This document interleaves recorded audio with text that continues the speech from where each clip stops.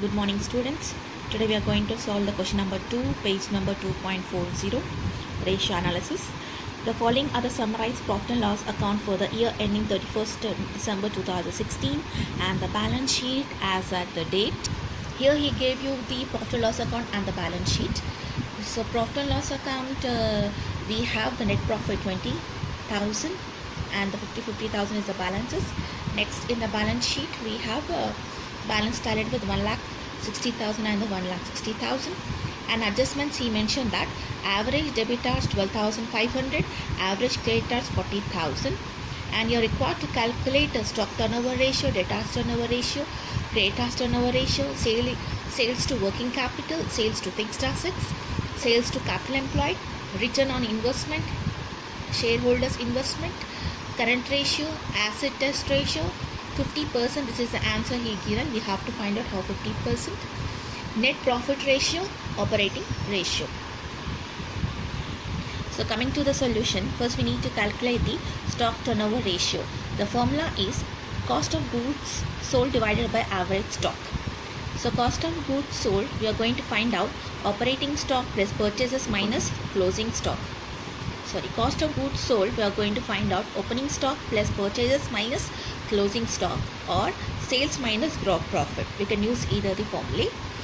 So opening stock we have 1 lakh in the question, sales we have 1 lakh in the question, minus gross profit 50,000. You are going to get the value 50,000. Average stock equal to opening stock plus closing stock divided by 2. So opening stock you have 10,000 and closing stock you have 15,000 divided by 2. You are going to get the value 12,500. Therefore stock turnover ratio equal to 50,000 divided by 12,500 equal to 4 times.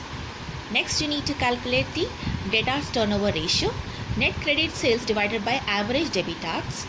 Here there is a note. Sales has been assumed as a net credit sales only, no cash sales. So therefore debitors turnover ratio equal to 1 lakh divided by 12,500 equal to 8 times. Next coming to the creditors turnover ratio. Net credit purchase divided by average creditors. Here note is even purchase is assumed as a net credit purchase only. There is no cash transaction. Next average creditors equal to 40,000. They mentioned in the adjustments. So creditors turnover ratio equal to 55,000 divided by 40,000 equal to 1.375 times. Next we have calculating sales to working capital ratio or working capital turnover ratio equal to sales divided by net working capital. Sales we have 1 lakh. Net working capital equal to current assets minus current liability. So current assets we have stock, sundry debtors, bill receivable plus cash. So 15,000 plus 15,000 plus 12,500 plus 17,500 equal to 60,000. Current liabilities we have sundry creditors plus bills payable. 25,000 plus 15,000 equal to 40,000. So therefore net working capital equal to 60,000 minus 40,000 equal to 20,000. Sales to net working capital ratio equal to 1 lakh divided by 20,000 equal to 5 times. Next coming to the sales to fixed assets or fixed asset turnover ratio equal to sales divided by fixed assets. Fixed assets we have land and building plus plant and machinery. 50,000 plus 30,000 equal to 80,000. Therefore sales to fixed assets equal to 1 lakh divided by 80,000 equal to 1.25 times. Next we are going to calculate sales to capital employed ratio or capital turnover ratio equal to sales divided by capital employed. Sales we have 1 lakh. Capital employed equal to shareholders fund plus debentures. This is the actual formula. But in the question they didn't mention about the shareholders fund and the debentures. So we are taking here capital plus profit and loss account. So that equal to 1 lakh plus 20,000 equal to 1 lakh 20,000. Sales to capital employed equal to 1 lakh divided by 1 lakh 20,000. That equals to 0.83 times. Next we are going to calculate return on shareholders investment or return on net worth equal to net profit after tax divided by shareholders fund. Profit after tax equal to 20,000. In the question we have net profit 20,000.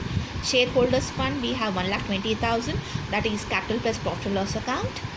So that equals to 20,000 divided by 1,20,000 equal to 0.166 or 0.17 times. Next we need to calculate the current ratio. Current asset divided by the current liability. 60,000 divided by 40,000 equal to 1.5:1. Next we are going to calculate acid test ratio or quick ratio or liquid ratio. That equals to quick asset divided by quick liabilities. Current assets except stock and prepaid expenses we are taking here. So 60,000 minus 15,000 equal to 45,000. Quick liabilities we have current liabilities minus bank overdraft. So that equals to 40,000. Bank overdraft we don't have nil. So quick ratio equal to 45,000 divided by 40,000 equal to 1.25:1. Next we are going to calculate gross profit ratio. Gross profit divided by net sales into 100. That equal to 50,000 divided by 1 lakh into 100 equal to 50%. In the question he gave you the answer and asked you to find out the question. So we have got the 50%. Next we need to calculate net profit ratio. Net profit divided by net sales into 100 equal to 20,000 divided by 1 lakh into 100, that equals to 20%. Next we are going to calculate operating ratio. Operating cost divided by net sales into 100.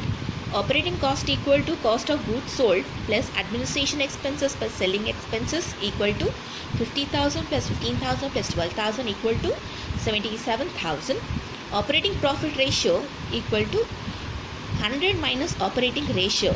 Ratio we got 77. So 100 minus 77 equal to 23%.